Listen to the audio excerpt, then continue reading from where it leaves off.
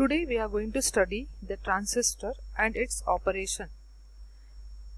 The transistor means transfer and the resistor means it transfers the input signal current from low resistance path to the high resistance path. It is a bipolar junction transistor. Here the current flow is due to both electrons as well as holes. Hence it is a bipolar, whereas unipolar also is there, and that is FET is an example of unipolar transistor. Let us come to the point NPN transistor. The NPN transistor is formed by sandwiching the P-type semiconductor material between the two N-type semiconductor material. Once the transistor is formed, there are three terminals for the transistor. Hence, we call transistor as a three-terminal device. The three terminals are emitter, base, and collector. Once the NPN transistor is formed, there forms two junctions, and they are emitter base junction JE and collector base junction JC. From this, it is very clear that the transistor is formed by connecting two diodes connected back to back. One is NP, other is PN. So we can have as two diodes connected back to back. This is the symbol for NPN transistor. The arrow in this symbol indicates the flow of conventional current. As I said, there are three terminals: emitter, base, and collector. Next we have the bipolar junction transistor. So here we have go with the NPN and also the PNP. The symbol for NPN is arrow outside, whereas symbol for PNP transistor is arrow inside. As I said, it is formed by sandwiching P-type material between two N-type material. Similarly, PNP is formed by sandwiching N-type material between two P-type material. According to the doping level, the emitter is very heavily doped, collector is moderately doped, whereas base is very lightly doped. The same with the PNP also. So emitter is heavily doped, collector is moderately doped, and base is very lightly doped.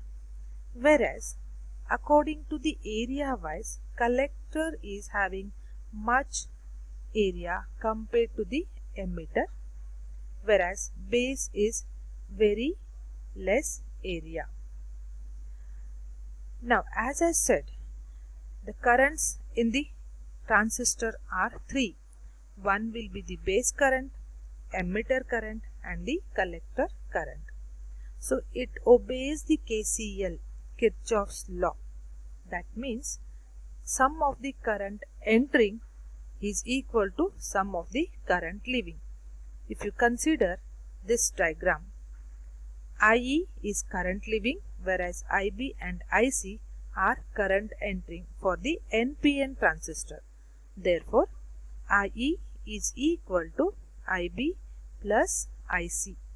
Similarly, for PNP, IE is entering current, whereas IB and IC are leaving current. Therefore, again here also IE is equal to IB plus IC. So in both NPN transistor and PNP transistor, IE is equal to IB plus IC. So here is the diagram for the two diodes connected back to back. Now let us go for the working of transistor. So this is an unbiased condition for the transistor. Biasing means applying the external voltage to the device. As we have not connected any external voltage, this is unbiased condition for transistor. So as I said, when transistor is formed by sandwiching P between two n-type materials, it forms the NPN transistor. Two junctions are formed, JEB and other is JCB. When the junction is formed, there forms the depletion layer. At JEB, there is a depletion layer where positive ionization towards the left of the region, negative ions towards the right of the region. Similarly, in this depletion layer, negative towards the left of the and positive towards the right. So there are two depletion regions, two junctions. According to the biasing, there forms three different regions of operation. The three different regions of operation are cutoff region, saturation region and active region. When both the base emitter junction and collector base junction are reverse biased, that is cutoff region, and the transistor is in off state. When both the base emitter junction and collector base junction are forward biased, it is in saturation region, transistor is in on state. From this, it is clear that transistor can be used as a switch. Next comes the active region, where base emitter junction is forward biased and the collector base junction is reverse biased. So it is used as an amplifier. So from this table, we can say that transistor can be used as a switch and also as an amplifier.